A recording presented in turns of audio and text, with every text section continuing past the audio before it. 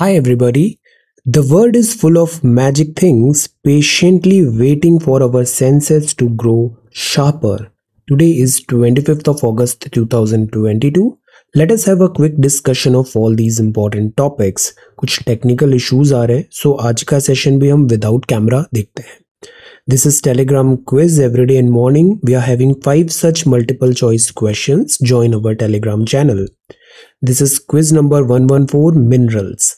The important metal used with iron to produce stainless steel is chromium. Bokaro steel plant construct हुआ था with the collaboration of USSR that is Russia. Korba Chhattisgarh में है, इसका importance है for aluminium industry. Dalmia Nagar Bihar में famous है for cement.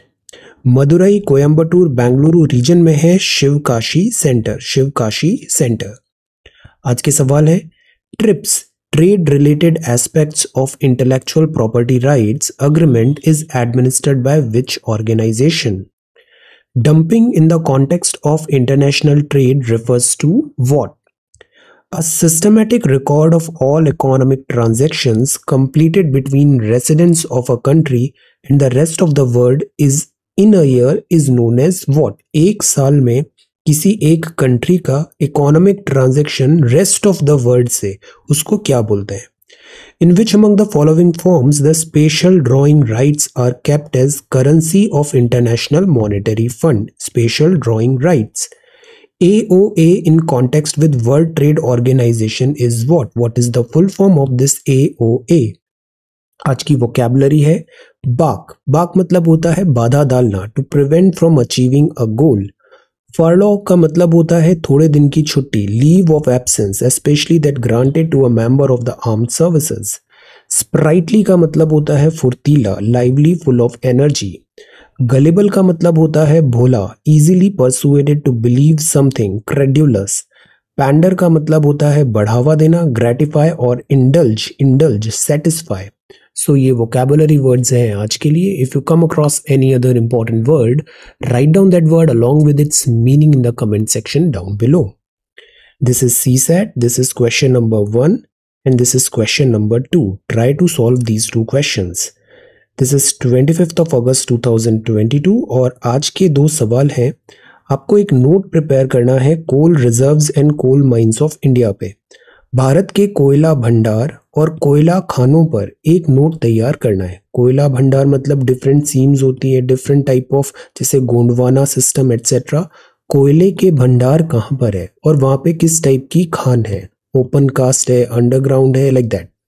Prepare a note on the geographical features of the People's Republic of China. China बहुत news में है तो आज हम चाइना पे एक नोट तैयार करते हैं. चाइना का विकिपीडिया पेज ओपन करिए, ज्योग्राफिकल फीचर्स ओपन करिए और चाइना की लोकेशन, इसके नेबर कंट्रीज, इसके रिवर्स, इसके माउंटेन्स, ऐसे करके यहाँ के लोग एक ज्योग्राफिकल फीचर चाइना का let us try to prepare. Because geography is destiny. China के बारे में जानना समझना बहुत ज़रूरी है. तो this is Republic of China. So these are two questions for today.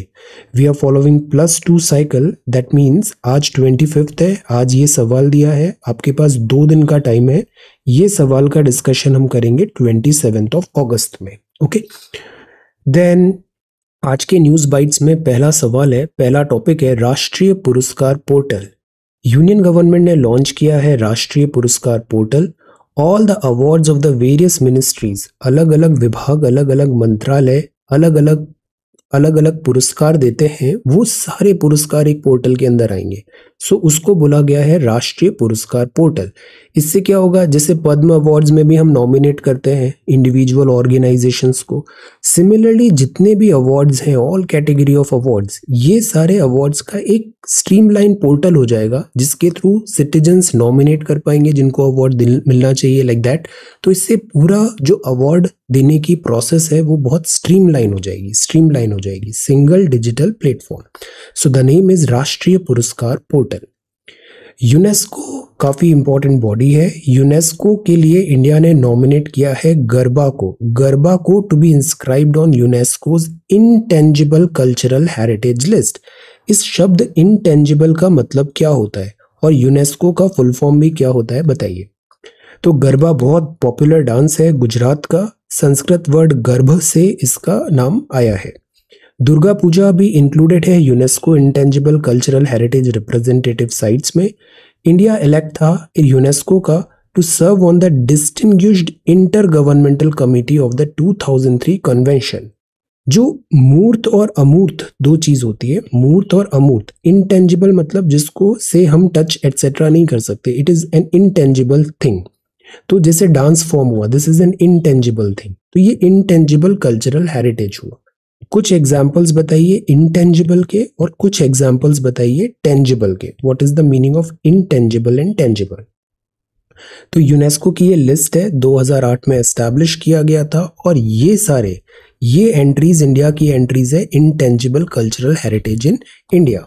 जैसे कि छऊ डांस है, रामलीला है, कुडियाट्टम है, कुंभ मेला, मुडियेट्टू, संकीर्तन, रमन, कालबेलिया, वैदिक chanting, traditional brass and copper craft of utensil making, yoga, Navroz, Buddhist chanting और दुर्गा पूजा। अब इसमें एक नया जो अभी लिस्ट में नाम करने की बात है ऐड, वो है गरबा डांस। तो यूनेस्को जो है इसका फुल फॉर्म होता है United Nations Educational Scientific and Cultural Organization. Formation हुआ था 16 नवंबर 1945 में, हेडक्वार्टर पेरिस फ्रांस में है, और इसमें 193 मेंबर्स इस ऑर्गेनाइजेशन के मेंबर्स हैं। सो ये है news bytes for today. Now जो पिछला सवाल था वो 24 को था, तो उसको हम 26 मतलब कल डिस्कस करेंगे answer writing. Now let us come to this The Hindu newspaper. इस न्यूज़पेपर फॉर्मेट में हम कुछ चेंजेस लाते हैं, बिकॉज प्रॉब्लम ये हो रहा है कि newspaper format and then live classes ये बहुत ज़्यादा हैक्टिक हो रहा है, और इसके कारण जो दूसरे इनिशिएटिव्स हैं वो हम नहीं कंडक्ट कर पा रहे। फॉर एग्जांपल जैसे इंस्टाग्राम शॉर्ट वीडियोस था, 1-to-1 सेशंस थे, ये सारी पीडीएफ एटसेट्रा कंपाइलेशन थोड़ा हैम्पर हो रहा है। So for some time newspaper video में हम थोड़ा सा ट्वीक करने वाले हैं ताकि ये थोड़ा और टाइम पे भी आ पाए मॉर्निंग हाफ में, एंड थोड़ा एफिशिएंट हो जाए this The Hindu entire process. Okay, newspaper हम ड्रॉप नहीं करेंगे, डेली ब्रीफ भी ड्रॉप नहीं करेंगे, इसमें थोड़ा सा ट्वीक करते हैं अपन। Okay, so this is the Hindu newspaper August 25। Newspaper के साथ एक और प्रॉब्लम ये आ रहा है कि न्यूज़ में actually all type of news होती है, ऑल टाइप ऑफ न्यूज़। इसमें पॉलिटिकल न्यूज़ भी होती है, सम न्यूज़ होती है जो बहुत सेंसिटिव भी होती है। इनके कवरेज में जो हमारा एग्जाम पॉइंट ऑफ व्यू जो निकालना पड़ता है सिलेबस विद इन रह के, वो एट टाइम्स कई बार उसमें डिफिकल्टी आती है। So we will try to find another way जिससे इस newspaper session, daily brief session को और कैसे बेटर हम कोऑर्डिनेट कर पाए अपने एग्जाम पर्पज से। बिकॉज हम जो भी एक्टिविटी यहाँ कर रहे हैं, it is only and only for learning and education. This is only for learning and education and for exam preparation, that's all. Okay, so this is the Hindu. Now जैसे यहाँ पर है court to hear review plea on PMLA today. So what is PMLA? PMLA होता है prevention of money laundering act. PMLA, prevention of money laundering act. अब ये topic हमने क्यों पिक किया? बिकॉज ये GS3 इकोनॉमिक्स में लिखा हुआ है, सिक्योरिटी मनी लॉन्ड्रिंग एक्ट। तो चीफ जस्टिस रमन्ना साहब ने बताया यहाँ पे कि इस एक्ट को रिव्यू करने की जरूरत क्यों है, बिकॉज एट टाइम्स इसके मिसयूजेज भी देखने को मिले हैं। लेकिन देन जो सेकंड बात चल रहा है वो चल रहा है एनफोर्समेंट डायरेक्टरेट का। ईडी जो होती है इसको अनब्रिडल्ड पावर्स हैं to summon, arrest and searches, और बेल इस केस में नियरली इम्पॉसिबल हो जाती है। तो द आइडिया इज, कोर्ट ने ये कहा था कि ईडी एज एन इंस्टीट्यूशन को ये प्रोवाइड कराना जरूरी है, because scourge of money laundering is a reality and we need a strong institution so that हम इस मनी लॉन्ड्रिंग के मेनेस को डील कर पाए। सो दैट इज वाई ये extraordinary power Enforcement Directorate को जो मिली है इसको जस्टिफाई किया था सुप्रीम कोर्ट ने। Then this is the front page of the Hindu. Second is researchers want Odisha's Angul to plan transition to green energy economy.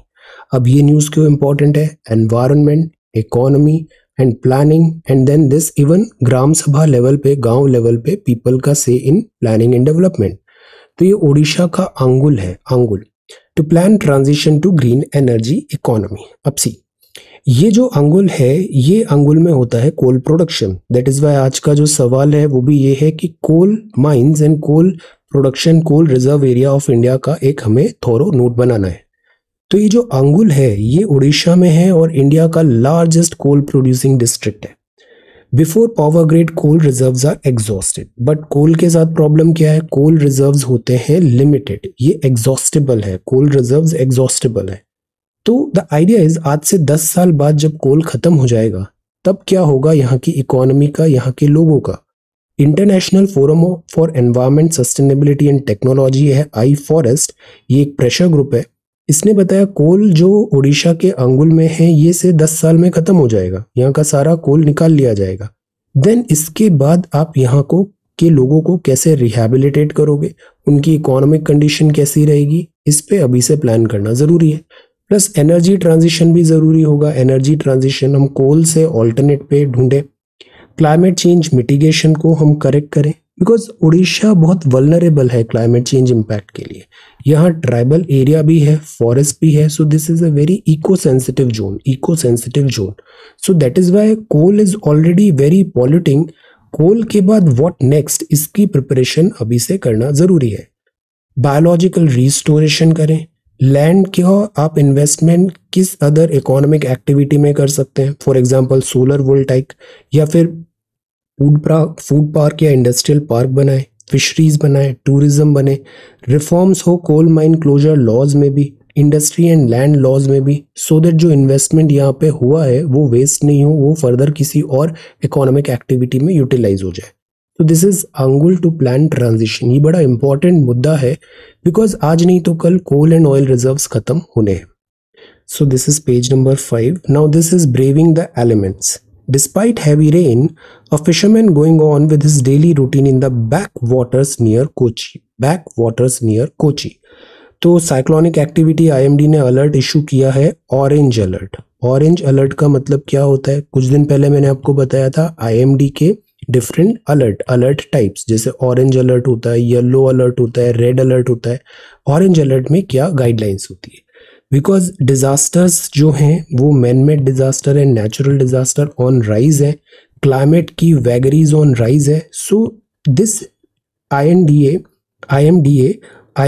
And this NDMA, इनकी guidelines बहुत इंपॉर्टेंट हो जाती है। ब्रेविंग द एलिमेंट्स, ये है यक्षगान। यक्षगान बहुत important theatre है, this is theatre.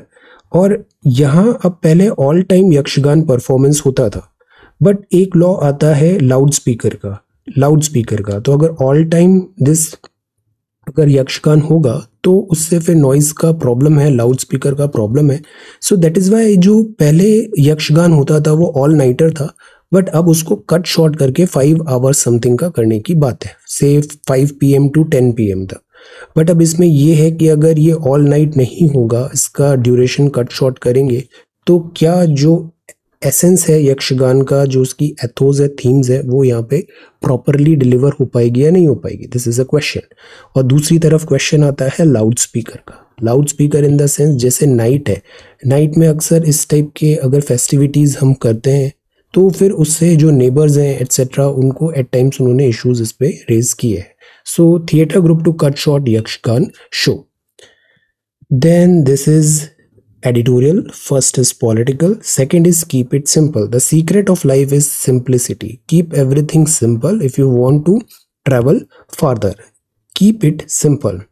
Any mandatory linking of Aadhaar to the voter ID is problematic. आधार और वोटर आईडी का लिंकिंग अगर कर रहे हैं और वो मैंडेटरी है तो प्रॉब्लमेटिक है। क्यों? क्योंकि वोट डालना एक कॉन्स्टिट्यूशनल राइट है अकॉर्डिंग टू यूपीएससी, हर किसी को एडल्ट सफरेज है। बट अगर उसको वोट डालने को नहीं मिल रहा है बिकॉज ऑफ से सम रीजन, आधार कनेक्टेड नहीं है, तो उसका फंडामेंटल राइट वायलेट हो जाएगा।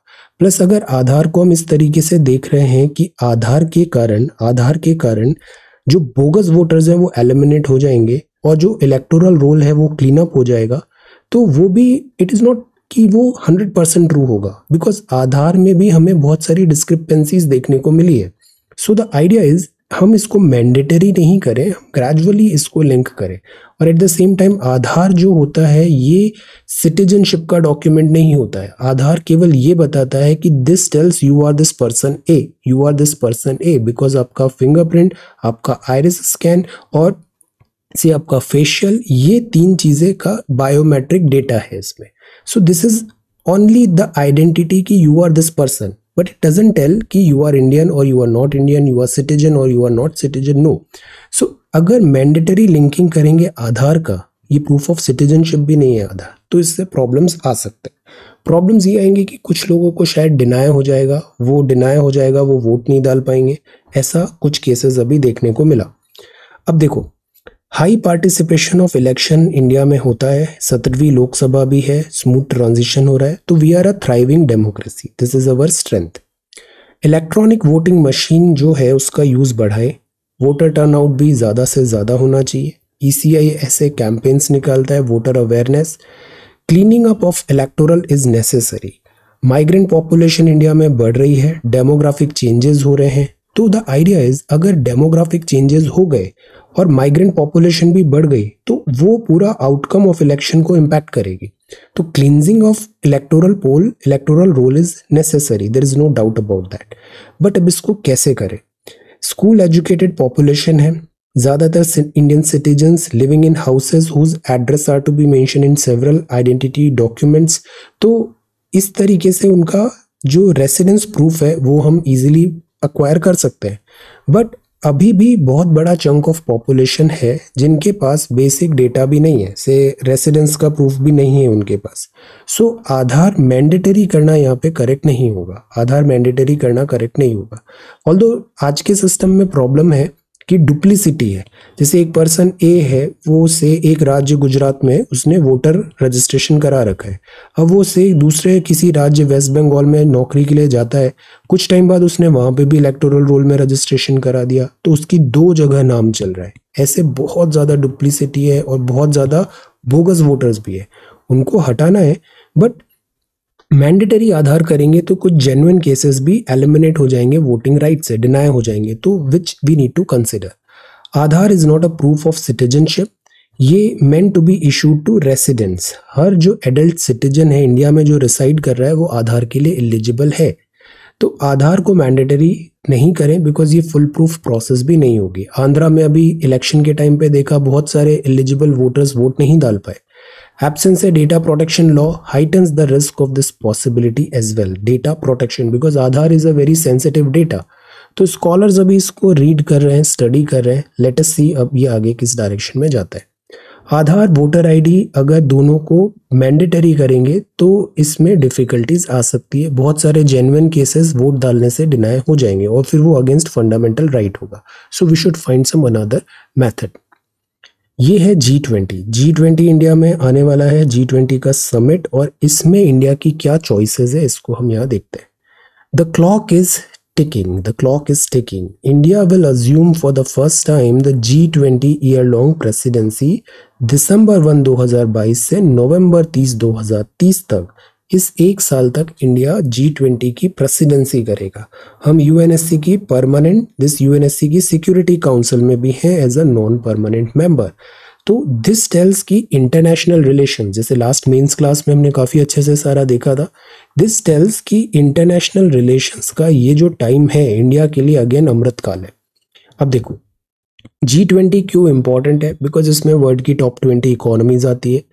G20 में बहुत सारी मिनिस्ट्रीज होंगी, ऑफिशियल्स होंगे, डिप्लोमेट्स होंगे, बिजनेसमैन होंगे, non government organisations, working group, सब लोग आएंगे, यूरोपियन यूनियन भी होगा।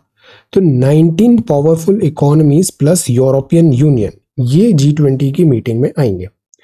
इंडिया के पास एक्सपीरियंस है ऐसी कॉन्फ्रेंसेस पहले हेल्ड करने का, जैसे नैम का हमने किया था, नॉन अलाइनमेंट मूवमेंट का, इंडिया अफ्रीका फोरम समिट भी किया था 2015 का। अभी हम G20 करेंगे तो इससे भी इंफ्रास्ट्रक्चर बेटर होगा, हमारी एक्सपर्टीज भी रेज होगी, there is no doubt about that. Plus ये एक बहुत अच्छा प्लेटफॉर्म है, ग्लोबल इकोनॉमिक इश्यूज में इंडिया उसको एक डायरेक्शन दे सकता है, इंडिया शेप कर सकता है डिसीजन मेकिंग। जैसे कि यहाँ पर अभी जो इकोनॉमिक चैलेंजेस आ रहे हैं, कॉम्प्लेक्सिटीज है, उसमें इंडिया एक वर्ल्ड लीडर, एक रेस्पॉन्सिबल कंट्री का यहाँ पर एक इनिशिएटिव ले सकता है। G20 क्यों इंपॉर्टेंट है? बिकॉज इसमें 90% ऑफ द वर्ल्ड जीडीपी है, 90% ऑफ वर्ल्ड जीडीपी G20 में है, 80% ग्लोबल ट्रेड इनका है, 67% पॉपुलेशन है। So this is a big meeting, very big meeting. ये एक एडवाइजरी बॉडी है, it is an advisory body, मतलब ये केवल एडवाइसेस देती है, कोई ट्रीटी बेस्ड फोरम नहीं है जिसके डिसीजंस मैंडेटरी कर दो, बट इसके रिकमेंडेशंस को सीरियसली लिया जाता है। पावरफुल इकोनॉमीज हैं यहाँ पे, तो उनका इकोनॉमिक क्लाउड भी ह्यूज है। United Nations, World Bank, IMF, World Trade Organization, WHO, multilateral institutions, G20, ये सब यहाँ पे अपना से देते हैं। G20 का एक इम्पॉर्टेंट रोल भी है फाइनेंशियल इकोनॉमिक चैलेंजेस में। ग्लोबल फाइनेंशियल क्राइसिस जैसे आया था, यूरोजोन क्राइसिस आया था, G20 ने एक स्ट्रॉन्ग एक डायरेक्शन दिया था। United states, EU, Russia, China, ये सब यहाँ पर हैं टॉप इकोनॉमीज आज की। अब the point is, corona virus के कारण, काफी पैंडेमिक के कारण डिस्टर्बेंसेस हुए, वॉर हुआ यूक्रेन में, इंडिया चाइना बॉर्डर टेंशन है, EU, US और रशिया की हॉस्टिलिटी है, US चाइना रिलेशंस डिटीरियोरेट हो रहे हैं। तो अभी बाली समिट था इंडोनेशिया, उसमें भी हमने देखा जोको विडोडो हर जगह घूम रहे थे कि G20 का जो है, G20 का जो मीटिंग और जो ईयर है पूरा प्रेसिडेंटशिप ऑफ बाली इंडोनेशिया, वो वेस्ट नहीं हो जाए। सो ये चैलेंजेस आज भी बने हुए हैं, तो इंडिया को भी similar type of challenges face करने पड़ सकते हैं। अब इंडिया की चॉइसेस क्या है कि हम यहाँ इसमें रीसेंट जो अचीवमेंट्स हैं इंडिया के, उसको हाईलाइट करें। जैसे कोविड-19 में हमारा परफॉर्मेंस रहा, वैक्सीन एड एंड डिप्लोमेसी में इंडिया का एक प्लेटफॉर्म यहाँ पर प्रोवाइड करें, एक यहाँ पर इंडिया का एडवर्टाइजमेंट हो सकता है। स्टेडी प्रोग्रेस जो हमने किया रिन्यूएबल्स में, काउंटर क्लाइमेट चैलेंजेस में, सेल्फ रिलायंस मैन्युफैक्चरिंग में, ग्लोबल वैल्यू चेन में, एंटरप्रेन्योरशिप में, इनोवेशन में, business, startup, unicorns, gender progress, इन चीज़ों को आगे बढ़ाएं। रिमार्केबल कोइंसिडेंस है कि 4 democracies on the path to become powerful economic player, जैसे Indonesia, India, Brazil and South Africa, ये बैक टू बैक प्रेसिडेंसी करेंगी। तो दिस इज अगेन गुड कि G20 अब नई जो पावर्स हैं उसको यहाँ पे बता रहा है। तीसरा ये है कि इब्सा क्या होता है? India, Brazil, Russia and India, Brazil and South Africa, India, Brazil and South Africa, IBSA। तो इनकी भी कॉन्जिक्यूटिव अभी प्रेसिडेंटशिप आ रही है, और ये सब इकोनॉमीज जो हैं, इंडिया, ब्राजील, साउथ अफ्रीका, बहुत तेजी से डेवलपिंग कंडीशन पे डेवलपिंग इकोनॉमीज है। सो इनके जो राइट्स हैं, जैसे अभी वैक्सीन में इंडिया, साउथ अफ्रीका ने trade related intellectual property rights की बात की थी, इंडिया बेटर प्रेजेंट कर पाएगा। India needs to get ready to emerge as the chief global diplomat. This is the time for diplomacy. हम UNSC में रिफॉर्म्स की बात कर रहे हैं। G7 भी अब पहले जितना इफेक्टिव नहीं है, G7 की बॉडी, ब्रिक्स हुआ, G20 हुआ। So the point is, stars aligned है इंडिया के इंटरनेशनल रिलेशंस डिप्लोमेसी में। तो द आइडिया इज, इंडिया को अपना फोकस लूज नहीं करना चाहिए, इंडिया के जो इंटरेस्ट हैं उसको आगे बढ़ाएं, और इंडिया के जो इनहेरेंट एडवांटेज है उस चीज पे आगे बिल्डअप करें। Heading the G20 and new Delhi's choices. ये जो आर्टिकल है ये है UBI इन इंडिया, यूनिवर्सल बेसिक इनकम। पिछले कुछ टाइम पे एक इकोनॉमिक सर्वे आया था और वहां ये बात हुई थी कि इंडिया में UBI क्यों ना ले आया जाए। UBI मतलब सब किसी को एक फिक्स्ड इनकम 5,000 रुपए से हर किसी को एक बेसिक इनकम प्रोवाइड कर दो। UBI से क्या होगा, अगर हर किसी को 5,000 रुपए दे दिए तो अलग से जो हमें इतना उनको प्रोवाइड करना पड़ता है, जैसे हम सब्सिडी देते हैं या फिर फेयर प्राइस शॉप से अनाज देते हैं, इस सब का कॉस्ट कम हो जाएगा। बिकॉज से हमको, आपको जैसे मेंस क्लास में मैंने बताया था एग्रीकल्चर इकोनॉमिक्स में, कि किस तरीके से अगर फेयर डिस्ट्रीब्यूशन हमें करना है, फेयर प्राइस शॉप है या फिर गोडाउन है या फिर MSP रिजीम है या फिर जैसे प्रधानमंत्री गरीब कल्याण अन्न योजना है, सब चीज़ों में बहुत ज़्यादा कॉस्ट होता है, वेस्टेजेस होता है, और प्राइस जो कॉस्ट है वो एस्केलेट हो जाती है। देयरफॉर इंडिया यहाँ पर क्यों ना सबको एक पैसे दे दे, फिर लोग अपनी चॉइस से जो खरीदना है अकॉर्डिंग टू देयर मेरिट वो परचेज कर लेंगे। ये आर्ग्यूमेंट इकोनॉमिक सर्वे में भी था, बट प्रॉब्लम ये होता है कि अगर उन्होंने 5,000 रुपीज़ अगर UBI दिया, उसको प्रॉपर यूटिलाइज नहीं किया, फॉर एग्जाम्पल फूड के लिए था बट उन्होंने उसको वेस्ट कर दिया, तो क्या जो बेसिक प्रॉब्लम है, ह्यूमन वैल्यूज है, वो हम सेफगार्ड कर पाएंगे? प्लस इसका कॉस्ट कितना आएगा, इस बात पे अभी आर्ग्यूमेंट्स हैं। आर्ग्यूमेंट्स हैं। सो दो चीज़ होती है, जैसे वेलफेयर स्टेट भी होता है, वहाँ पे हेल्थ और इनकम प्रायोरिटी होनी चाहिए, health and income, this should not be ignored. इसीलिए हमारे यहाँ ऐसी स्कीम्स चलती है, प्रधानमंत्री किसान मानधन योजना, पीएम किसान, अटल पेंशन योजना, श्रम Yogi Maandhan Yojana, then National Pension Scheme for traders and self employed persons etcetera. So this is UBI in India, universal basic income. Tunisia से रिवॉल्यूशन स्टार्ट हुआ था, बट अब Tunisia strangle Tunisia democracy. Then patient wait for parents, patient wait for patents. Then this is state revenue, aid for Ukraine, drought in Europe, ICC ODI ranking and NDTV stock zooms. Competition amendment act bill 2022, जैसे अभी NDTV का Adani group ने कुछ stakes खरीद के NDTV पे उसने NDTV के कुछ स्टेक्स परचेज किए। अब द पॉइंट इज कि जैसे पहले बिग बाजार और रिलायंस और दिस अमेजोन का भी डील हो रहा था, एक होता है कंपटीशन अमेंडमेंट बिल 2022। ये अभी बिल है, इसलिए इस पे बहुत ज़्यादा ड्वेल नहीं करना है। इस पे अभी हमें ये समझना है कि कंपटीशन कैसे किल किया जाता है। अक्सर जो बड़े जायंट्स होते हैं इनके पास डीप पॉकेट होती है, तो ये जो छोटा कोई बडिंग प्लेयर होता है उसको या तो उसके लिए वर्क बहुत डिफिकल्ट कर देंगे, वो वर्क नहीं कर पाएगा, या फिर उसको परचेज कर लेते हैं और बोलते हैं अब आप हमारे अंडर में काम करो। ये दो चीज़ होती है। तो इससे कंपटीशन किल हो गया और इनोवेशन किल हो गई। तो द आइडिया इज, इंडिया में कंपटीशन को फेयर रखने के लिए एक्ट्स हैं। जो एक्ट है वो 2002 में आया था। ये एक्ट में properly anti competitive agreements, dominance, combination, ये सारी चीज़ें मेंशन है। एक्चुअली मोनोपोली को वी डू नॉट प्रमोट कि इनके बीच में से दो बड़े जाइंट्स हैं ए और बी, इन दोनों में साठगांठ हो गई तो ये दोनों फिर मार्केट को ऐसे लीड कर रहे हैं या फिर कोलैप कर रहे हैं कि एंड यूजर का लॉस हो रहा है, गवर्नमेंट का लॉस हो रहा है, तो वो एंटी कॉम्पिटिटिव हो जाएगा। तो the idea is, anti competitive agreement में अब्यूज होता है एट टाइम्स डोमिनेंस का, कॉम्बिनेशन का। जैसे कई बार गूगल पे चार्जेस लग जाते हैं कि गूगल का बहुत डोमिनेंस है सर्च इंजन एटसेट्रा में, ये ऐसी डिफिकल्टीज होती है। अमेजोन के खुद का मार्केट प्लेस होता है तो उसको सेलर भी वही है, देन प्लेटफॉर्म भी उसका है, तो डिफिकल्टी आ जाती है, ऐसे चैलेंजेस आते हैं। तो इसलिए ये एक्ट आया था 2002 में, बट अब 2022 है, अभी मार्केट बहुत चेंज हो गया, डिजिटल एटसेट्रा का जमाना है, नए नए तरीके आ गए, तो इस एक्ट में एक अमेंडमेंट की जरूरत है। अक्यूजिशन, मर्जर, अमेलगमेशन, जैसे कंपनी ए ने बी को खरीद लिया, अक्यूजिशन हो गया, दोनों ने म्यूचुअली मर्जर कर लिया, अमेलगमेशन ग्रुप का हो गया, तो ये सब चीजें कॉम्बिनेशन कहलाएगी। अब पहले ये था कि आपको केवल दो ही चीज दिखाना होता था कि अगर कॉम्बिनेशन हो रहा है तो दोनों के एसेट्स कितने और दोनों का टर्नओवर कितना है। बट अब बिल में एक नया प्रपोजल आया है, डील वैल्यू, क्योंकि डील वैल्यू कई बार एसेट और टर्नओवर से कहीं ज्यादा होती है, तो अब डील वैल्यू का थ्रेशोल्ड भी यहाँ पे देखा जाएगा। 2000 करोड़ से ज्यादा का है तो उसके लिए आपको competition commission of India government approval आपको लेना पड़ेगा। सो द आइडिया इज, ये जो अनफेयर प्रैक्टिसेस हो जाती है इसको हमें प्लग करना है। अगर आपने बिना अप्रूवल के आगे बढ़ गए तो उसको गन जंपिंग बोलेंगे।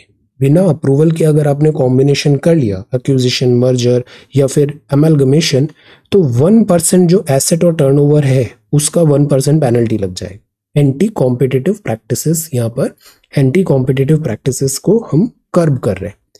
बाकी कुछ और बातें हैं इसमें कि किस तरीके से ओपन मार्केट परचेजेस होने चाहिए या नहीं होने चाहिए, सेटलमेंट, कमिटमेंट, इसको अब ग्रेजुअली हम आगे देखेंगे। अभी इसमें बहुत ज़्यादा ड्वेल नहीं करना है, पॉसिबली इसमें अभी बहुत चेंजेस भी आएंगे। बट द आइडिया इज कि competition, healthy competition is required, healthy competition is required, monopoly is bad. ये टमेटो फ्लू है, ऑल्दो इसका टमेटो से कोई लेना देना नहीं है। अक्सर बच्चों में लेस देन 10 में फुट एंड माउथ डिसीज भी देखने को मिलता है, रैशेज हो जाते हैं, स्किन में रैशेज हो जाते हैं। उसी का एक वर्जन ये टोमेटो फ्लू नजर आ रहा है, तो जैसे लाल लाल ऐसे दिस पैचेस बन जाते हैं स्किन पे, तो इसलिए इसको टोमेटो फ्लू का नाम दिया है। तो दिस इज टोमेटो फ्लू के केसेस बढ़ रहे हैं। ये प्रोबेबल वेरिएंट हो सकता है hand and foot mouth disease का, इसको टोमेटो फ्लू कहा गया है। ये नॉन लाइफ थ्रेटनिंग है और सीरियस कॉन्सिक्वेंसेस भी इसके हो सकते हैं, बट अगेन नथिंग टू, अभी यहाँ ऐसा पैनिक नहीं करना है, बट ये हाईली कंटेजियस है। लैंसेट रिपोर्ट ने कहा कि ये काइंड ऑफ केरला में ऐसे बच्चों में देखने को मिला है। एंडेमिक वर्ड यहाँ पे यूज किया है। Endemic is a term used to refer to a disease which has spread in limited area but has been around for some time. जैसे कोविड-19 पैंडेमिक से एंडेमिक में कन्वर्ट हो जाएगा, मतलब उसके किसी पॉकेट्स में केसेस आएंगे बहुत सारे और फिर वो खत्म भी हो जाएंगे, तो वो एंडेमिक रहेगा, एंडेमिक, पैंडेमिक नहीं रहेगा। तो इस तरीके से टोमेटो फ्लू के केरला में कुछ केसेस आ रहे हैं। ये चिकनगुनिया, डेंगी फीवर, बच्चों में वायरल इन्फेक्शन हो जाता है, ऐसे इसके ब्लिस्टर्स, रैशेस, फीवर एट्सेट्रा, ऐसे ऐसे सिम्टम्स यहाँ पे देखने को मिले हैं। अगेन इसमें बहुत सारी पॉसिबिलिटीज है, अभी ऑथर्स कुछ फाइनल यहाँ पे कंक्लूजन नहीं दिया है। Eruption of red painful blisters हो जाते हैं साइज ऑफ टोमेटो। तो ये एक मिसलीडिंग कोलोकियल टर्म है, एक्चुअली टोमेटो से, टमाटर से कोई लेना देना नहीं है। This is a rashes, red rashes, और ये usually caused by this Coxsackie virus, red spots skin पे बनते हैं। तो this is a kind of HFMD से रिलेटेड है ये, और नॉन लाइफ थ्रेटनिंग है, सो दिस इज देयर, और एंडेमिक भी है ये। टोमेटो फ्लू में पेन, रैशेस भी हो जाता है, फीवर, पुअर एपेटाइट, मेलाइस, ऐसे नजर सिम्टम्स आते हैं। So one have to be very very careful.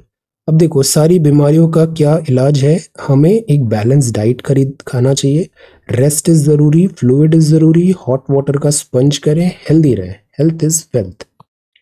Living in Chennai, celebrating Madras, ये बीच है ना, ये बहुत बड़ा बीच है, it is like one of the like longest beach इसे बोला जाता है। इस बीच का नाम क्या है? चेन्नई का बीच, चेन्नई का beach. Know your English, this is about I got up lately today. Lately नहीं बोलते हैं हम सिंपली बोलेंगे you get up late and not lately. I went there rather late, he came very late. Lately opposite word होता है early का, early and lately. Lately मतलब बाद में, the opposite of early is late. Okay, lately is not the opposite of early. Early का मतलब होता है पहले आना, lately का मतलब बाद नहीं होता है। early मतलब पहले और late मतलब बाद में। Okay, so sometimes he comes early, sometimes late. और जो lately है उसका मतलब recently, जैसे lately we were talking about international relations, मतलब हाल ही में, recently. Lately, I haven't been keeping good health. I haven't seen her lately. Have you been to his place lately? So this is lately. Later और later, इनमें क्या difference होता है? Later मतलब afterwards, please come and see me later, बाद में आके मिलते हैं। So this is later. और डबल टी आ जाता है, मतलब दो आपने नाम लिए, John and Ram are very good students. Here the letter refers to Ram. जैसे ये राम सेकंड पे आया है, बाद में सेकंड पे नाम लिया है, तो द सेकंड मेंशन के लिए यहाँ पे अपन डबल टी बोलेंगे। डबल टी मतलब सेकंड। ओके, तो this is opposite of forward. Pull up one's socks, मतलब एग्जाम्स आ रहे हैं, अब आपको जी जान लगा के पढ़ने का जरूरत है। और स्टिकर एंड स्टिकलर में क्या होता है? स्टिकर मतलब एक एडहेसिव है, एक स्टिकर चिपका दिया है, बच्चे को अपनी बुक्स में ऐसे स्टिकर लगाते थे यहाँ पे, नेम एटसेट्रा, क्लास, तो that is a sticker. Stickler क्या होता है? कोई पर्सन बहुत ऑब्सेस है फॉर समथिंग, तो वो स्टिकलर है। जैसे he is a stickler of cleanliness, she is a stickler of for good manners. Why can't government call a party meet on freebies? Freebies पे डिबेट चल रहा है। On the draw, then prime minister साहब, मोदी साहब शायद funeral of mister Abe Japan visit कर सकते हैं। Then Supreme Court bench to hear Pegasus case today. Regional language बहुत जरूरी है, यूजीसी चेयरमैन ने कहा। One of the challenges was our colonial mindset. जैसे अभी भी कुछ है, हम इंग्लिश से बहुत ऑब्सेस होते हैं। It doesn't matter, English is just a language. One of the challenge was our colonial mindset, and there was a need to change our attitude so that when someone asked a question in a class in a regional language, they should not feel inferior. हम inferior feel कराने लग जाते हैं उस person को अगर कोई regional language में बात कर रहा है, ये जो कि गलत है। This is wrong mindset. Supreme Court asks center to expand food security coverage. Central teams in Chhattisgarh to probe MG NREGA work. MG NREGA कई बार हमने पढ़ा है, इस पे एक बहुत शॉर्ट नोट प्रिपेयर करिए। एमजी नरेगा बेसिक चीजें, एमजी नरेगा का शॉर्ट नोट, जैसे 100 डेज का पेड एम्प्लॉयमेंट है, नॉन स्किल्ड है, 5 किलोमीटर रेडियस में मिलेगा, गारंटी भी है ये kind. So this is MG NREGA. MG NREGA का चैलेंज ये आता है कि एक तो पैसा बहुत खर्च होता है, और जो वर्क है वो क्वालिटी वर्क नहीं हो रहा है। तो वहां पर जैसे टर्म आया था सोशल ऑडिट कराने का, social audit. Wind project addition to peak by 2024। तो विंड फार्म्स है, विंड फार्म, सोलर चक्की, सोलर नहीं पवन चक्की, तो पवन चक्की सोलर फार्म्स। तो global wind energy council and MEC plus ने कंसल्टिंग फर्म ने रिन्यूएबल एनर्जी को फोकस कर रहे हैं 2030 तक 60 गीगावाट जो है विंड एनर्जी लाने की बात है। इलेक्ट्रिसिटी 2030 नॉन फॉसिल फ्यूल से आएगी। Ministry of new and renewable energy ने एक ब्लैंकेट टाइमलाइन एक्सटेंशन भी दिया हुआ है। हम फुल थ्रॉटल बढ़ रहे हैं अभी, रिन्यूएबल्स जो हैं वो फ्यूचर है। Boeing pitches fighter plane for aircraft carrier, तो अभी हमें प्लेन्स चाहिए, फाइटर प्लेन्स चाहिए एयरक्राफ्ट कैरियर के लिए। राफेल भी इसमें लिस्ट में है और बोइंग का FA-18 FEF सुपर हॉर्नेट भी है। बोइंग डील को और स्वीटन करने के लिए बोल रहा है कि हम यहाँ पे पूरा इंफ्रास्ट्रक्चर भी बनाएंगे इंडिया में और काफ़ी इन्वेस्टमेंट लेके आएंगे। कल हमने पढ़ा था ना investment models. US carries out air strikes in eastern Syria. Rishi Sunak says he won't change UK's Taiwan policy. US $3 billion aid कर रहा है यूक्रेन को। जेलेंस्की यूनिवर्सिटी स्टूडेंट्स को रिलीफ मिला। Finland prime minister apologises for this photo sleepless night. अब see power cuts in China, heat wave आ रही है चाइना में, रिकॉर्ड हीट वेव है थ्रू रीजन और चाइना का इकोनॉमी स्ट्रगल भी कर रहा है। India set to plan stops for rupee use in Russia trade, हम डॉलर को बाईपास करें। NDTV, no proof Indian firms are dodging sanctions and corporates. This is Mercedes-Benz Royal Enfield Hunter 350 and this is sports news. अब देखो कल ये हमने देखा था India GI fair, Jammu and Kashmir से, ऐसे सब जगह से यहाँ पे बड़े अच्छे इंटरेस्टिंग चीज़ें आएंगी। इसको ज़रूर जाके देखना अगर आपके पास अपॉर्चुनिटी है। 26 to 20th August 2022 GI tag. So this is today's newspaper. 25th of August 2022. So thank you so much for watching this video. Take care, study well and be safe.